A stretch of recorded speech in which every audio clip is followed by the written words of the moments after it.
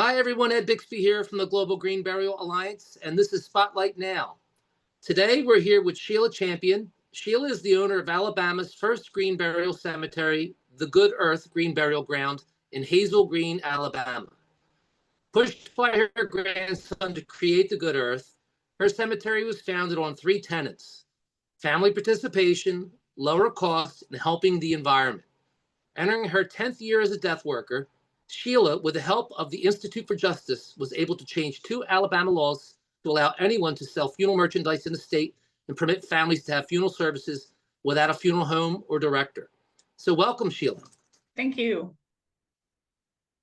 So we're going to start off today. Sheila, why don't you tell us a little bit about the Good Earth and how it came to be? And I know you mentioned previously that it goes back to in your childhood. So tell the audience a little bit about the creation and what inspired you to do this. Okay, at 11 years old, I saw my grandfather in his casket by accident, and it caused a traumatic experience for me. From that time on, I had a phobia about death. I didn't go to my other grandfather's funerals. I didn't attend any of my grandparents' funerals. And as a married young mother, there were deaths in my husband's family that I would go to the funeral, but I wouldn't view the body. Then at 50 years old, my mother passed away back in Kansas. I'm in Alabama. And I knew I was going to have to go look at her.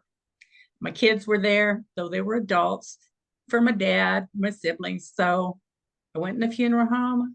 I looked at my mother, had a wailing breakdown, And after a moment, I can only describe it as a bucket of peace poured over me. Just a moment. And my fear went away. I was able to touch Mother and kiss her goodbye. So from that point on, my phobia led to a fascination. And actually that started after my phobia began, the fascination with death, but there was no internet. There was no way to learn. Went to a library, asked if there were any books on death, and they looked at me like I was nuts. So fast forward to about 15 years ago, I started looking on the internet. And over the course of that, I found some green burial grounds. One in Texas, I think it was called Dust to Dust or Ashes to Ashes, Dust to Dust, something along those lines. And I thought, man, that is so cool. Then my husband and I went to Hawaii. And while there, I saw a billboard for retail caskets. I thought, that's what I'm going to do. I'm going back to Alabama and I'm going to sell retail casket sales. Not so fast, Sheila. A law prevented that. So I dropped it. Then a couple of years later, after looking into these green burial grounds more, I was talking to my, at that time, 21-year-old grandson, telling him what I wanted to do. And he said, do it, Grammy. And I said, I just can't pull the trigger. He said, what's the problem? I said, I don't know. I'm going to do it. So I did it, and a friend and I were going to do it together. Then she had some health issues and kind of stopped. So I did it on my own. And it has been the most rewarding experience, other than, of course, my family, to help people at their time of need and some before need. So I started the Good Earth. I bought the property and went through the rigmarole of getting a cemetery started, which I didn't tell anyone it was going to be a green burial ground. The FTC says that you can't say that no casket or vault will ever not leak. So I thought, therefore, a green burial ground doesn't have to use a vault and a casket because everything will leak eventually. So I went ahead and got the cemetery started and then announced it was a green burial ground. And again, with the help of the IJ, the Institute for Justice, we sued the state over the casket law, that no merchandise could be sold, or funeral merchandise could be sold unless it was by an Alabama licensed funeral director. Within a week, the Alabama Board of Funeral Services rolled over. They said, okay, don't sue us, we'll change the law. And before you sue us on that other question, we'll change that too. So they changed, it took them until the next session to change those laws. But in 2017, families no longer needed a funeral home. So that began the process. Now I'm coming up on my 10th year. I'm in the midst of my 10th year. I've sold over 55 plots. Some were cremains, some were full body, some are pre-need, some are already used. I've actually had to turn people away that I felt were too young. I've had so many people in their 20s and 30s and even early 40s that I've said, I won't sell to you because you don't know where you're going to be by the time your time comes. So I could have sold more, but I'm not in it for the money. I'm in it for the help of people and the love of doing what I do. Well, that's very well said, and kudos to you. I mean, certainly that's a wonderful thing that your legislature looked at it and realized that there were flaws, and they so easily overcame Right. that. We need more people like you, Sheila, to go knock on those Thank you. doors and and make an institute change, because the squeaky wheel gets the grease. That's for sure. Right. Give us a little picture of the Good Earth. Like, how was it designed? How big is the property? And where exactly are you located in Alabama? Okay. I'm located just a mile from the Tennessee border in Hazel Green, which is really more or less a suburb of Huntsville, Alabama. So about 15 miles outside the city, I would say. I have 5 acres, and I would say about 2 of those 5 acres isn't usable for anything but cremains or pet burials because it's too wet.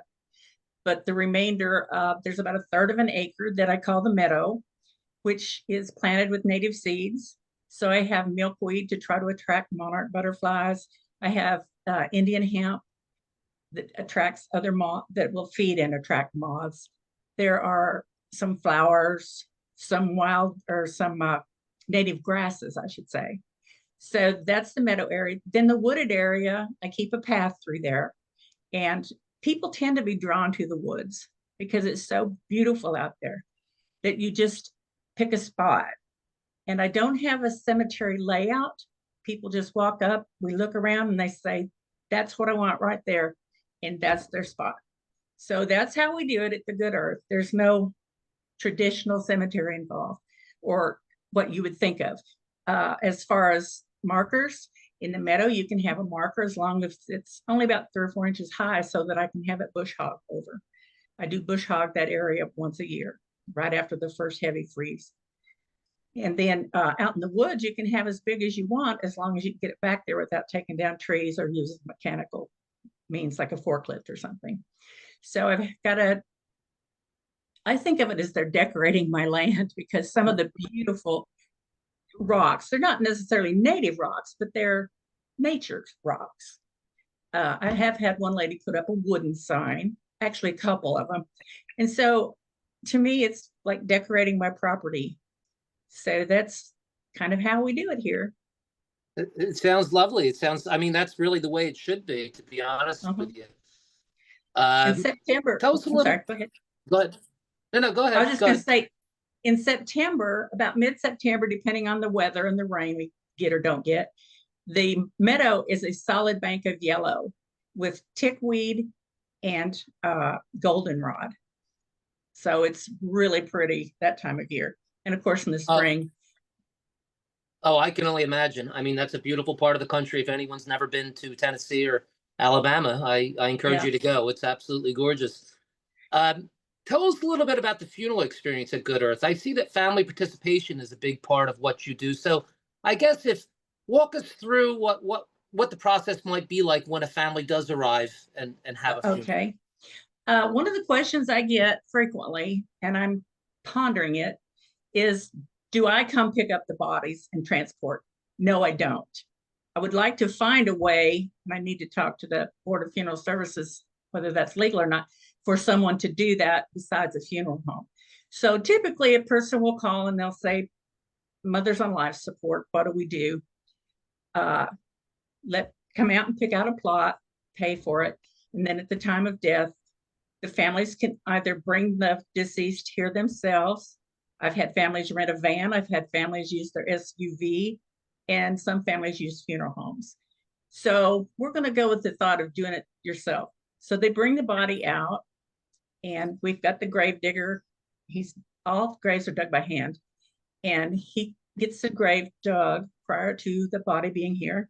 And then the family is responsible to transport the body using pallbearers, as in a traditional funeral, and take the body out to the gravesite. Now, the bodies can either be wrapped in cotton, linen, wool, a natural fabric.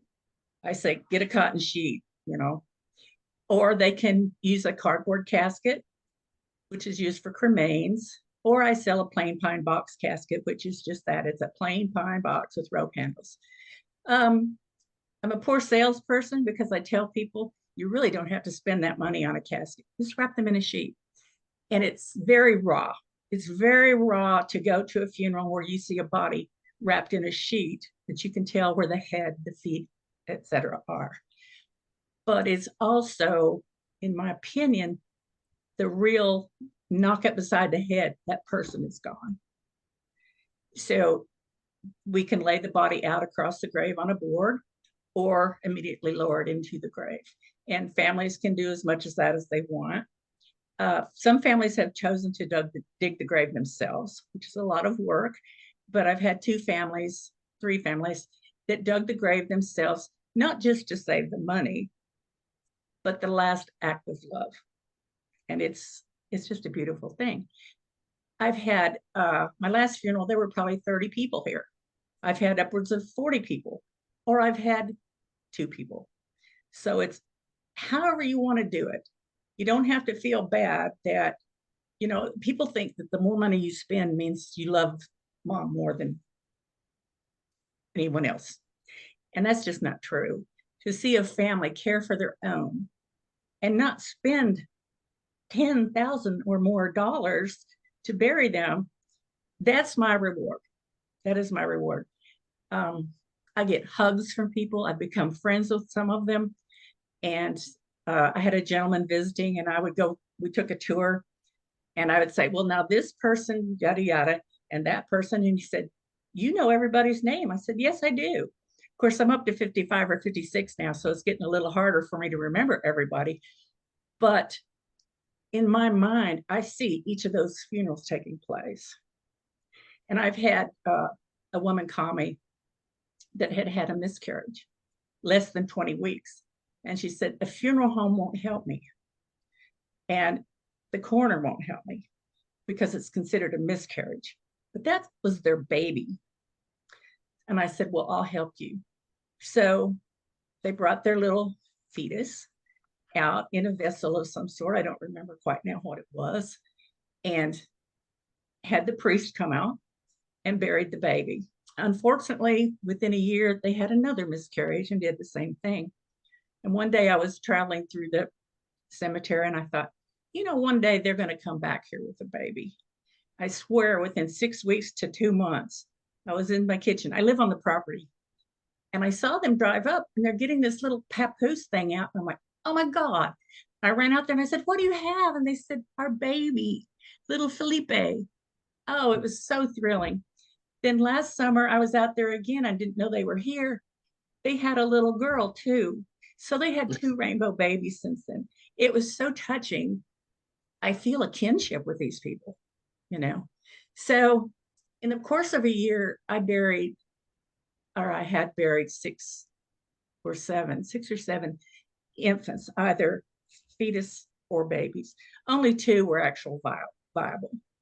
But the fact that cemeteries or funeral homes won't help people at less than 20 weeks, and I'm sure it would have been an exorbitant price anyway, that's another little feeling I get that just warms my heart, that I can help those people.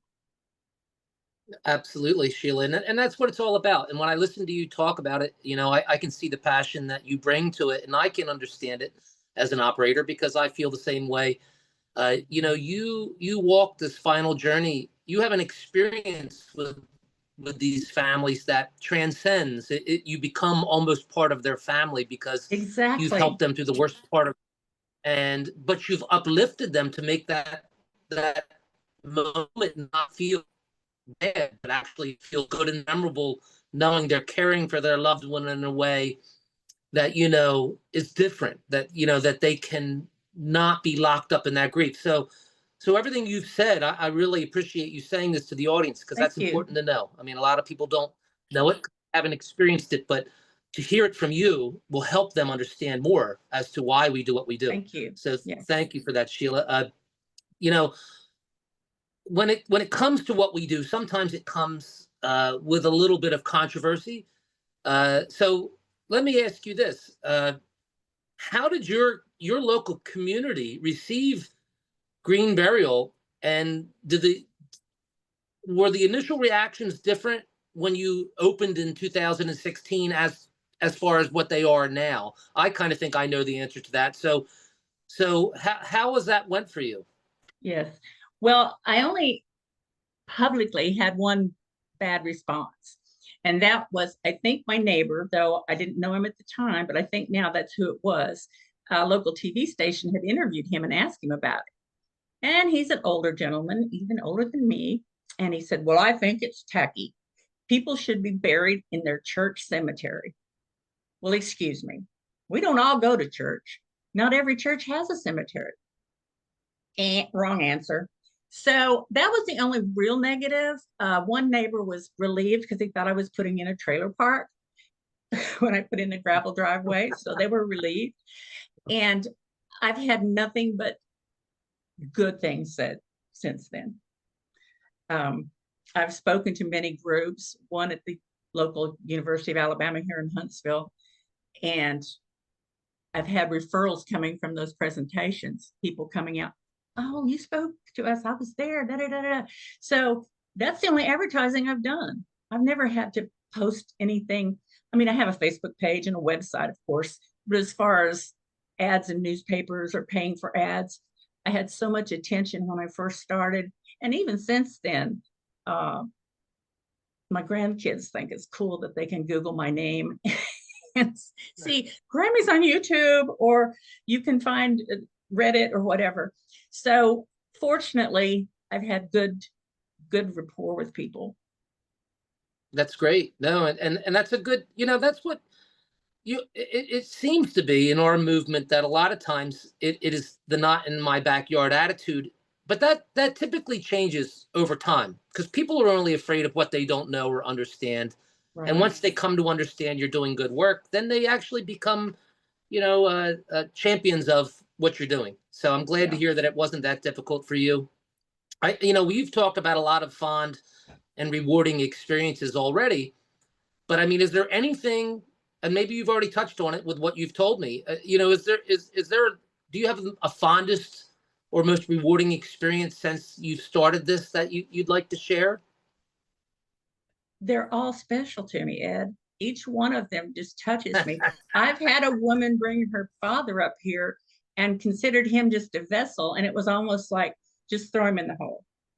And then I've had clergy come out or members of the family. I can't take just one. I just can't pull one out. The weirdest was probably just the girl whose father was not a vessel, anything but a vessel to her. But I have to remove my judgment because that's her belief. And as far as ritual goes, I know some in our business hit on rituals. But to me, one of the best things about this is the family does their own ritual. If they imagine their own ritual. And one exception is I made a decision on one of the burials to ask the family, would you like to be the first to put some dirt in the grave? And it's hard to see a body wrapped in a sheet and put dirt on. I mean, it's raw, like I told you. But the majority, when I ask that, they think about it and they say yes. So that's one ritual I have begun, and people tend to like that. I didn't see that much down here in the South at funerals. When I lived in North Dakota, that was done at a funeral I was at. Of course, this was years before I started this. So that is the one thing and that tends to bring on the grief, And I also put my neighbor, who I think is the one that didn't like me at first, has a huge magnolia tree. And of course, it's green year round. And he has allowed me to cut pieces off of his magnolia tree. So at the gravesite, over the dirt, instead of putting astroturf on there to fool you to think it's just a big grassy knoll, I put magnolia or yew or maybe pine or cedar and put that over the grave, over the dirt. And then we can put that in the grave over the body or not, depending on the family. So as far as ritual goes, that's it. But as far as one that sticks out, there's not really one. Well, the two babies that were viable, that was very hard, of course. One, Right. the baby was premature and was sent home on hospice, which I didn't know ever happened. And then the other mama had COVID when she delivered and the baby died. And so that was very hard, of course. Families just, it's so devastating. Yep. Luckily, I've not had to bury anyone between that stage of birth. And I think the youngest person other than that was 32 years old. I understand. Well, you know, Sheila, you actually gave the right answer because they are all memorable, like you say. I mean, you know, and I like the answer of the ritual part because what people need to understand and what we always say is that, you know, family participation is not required, but it's always encouraged because Yes. we realize that when they actually participate, that's when they're able to release those emotions that you just mentioned. Yeah, And they're able to gain a greater acceptance of the passing and also celebrate a life that was lived. So I think that was very well put. Thank you. We always have a question we like. You're welcome. We always have a question we like to ask at the end. Just try to make it a little fun. So, I mean, you know, where do you envision the good earth and green burial in Alabama? Let's say in 5 to 10 years, or where would you like to see it as far as maybe not just your particular location, but green burial on a whole, you know, in your regional area? I've had people say they want to start a green burial ground and ask me, how do you start? I believe it was Mr. Ramsey in North Carolina that had to quit giving free information because he was bombarded. But I still tell people the clincher is, like many places, you have to put up a trust fund, a $25,000 trust fund. So that ends it. Local funeral home has stolen my idea after I told him some stuff and now advertises that they can provide a green burial. No, you can bury someone green, but you're not doing a green burial because you've got a backhoe out there digging the grave. You're putting a vault in. All you're doing is not making them buy a casket or making them be involved. So we do have, I think, 3 hybrid cemeteries in Alabama, which I kind of begrudge a little because I feel like they're just jumping on the bandwagon and not really. One man told me that, yeah, we've got part of our traditional cemetery as a green cemetery now, and I've got a wagon, like a, I guess you would call it. It's not actually a funeral casket carrier, but it's for the people. They can be horse drawn out to the site. And it's like, you're just after the money. You're after the money. And so I guess I get a little irritated with that, you know, because we don't do anything fancy. Now, if we can't carry a body out there or it's too heavy, I have a little green wagon that I can take the sides off of and put behind my little golf cart. And I put a board on it, much like the plain pine box. And we carry it out that way. But as far as anything fancy horse drawn, we don't do that. And now I've forgotten the question. What did you? No. I can talk all day about it. No, I understand. No, just where you'd like to see it in the next 5 to 10 years. I think you've answered. You know, well, actually, go ahead. People want to know that. They want to know, will this still be here? Well, who knows? In 100 years, they may tear down and build a parking lot. They did that in Birmingham, Alabama recently, moved a cemetery for a parking garage. But my answer is, I'll be buried here. My oldest daughter has helped me and she will take it over, but she's no kid either. So I want to someday find someone, and I have an idea of someone who's volunteered with me before, to take this on. I may just give them the cemetery, you know, but it'll be here at least until I get buried here. Well, absolutely. And and you know, it's a great sentiment. All the good work you've done, you're leading by example. And at the end of the day, you know, the industry, people need to make money to keep the lights on, but at what cost? Sure. You know, at what cost? I mean, you know, at the end of the day, it's more or less being thoughtful and a human being. And it sounds to me like the Good Earth provides that service most definitely. So I thank you for joining us today, Sheila. The Thank you, viewers Ed. can learn more about Sheila and the Good Earth LLC by visiting thegoodearthllc.com. Keep up the good work, and Thank you. certainly keep us abreast of any, if you have any events or anything like that, let us know. We'll let our viewers Okay. know. So Right thank now, you, I'm trying Sheila. to think of a way to recognize the 10 years.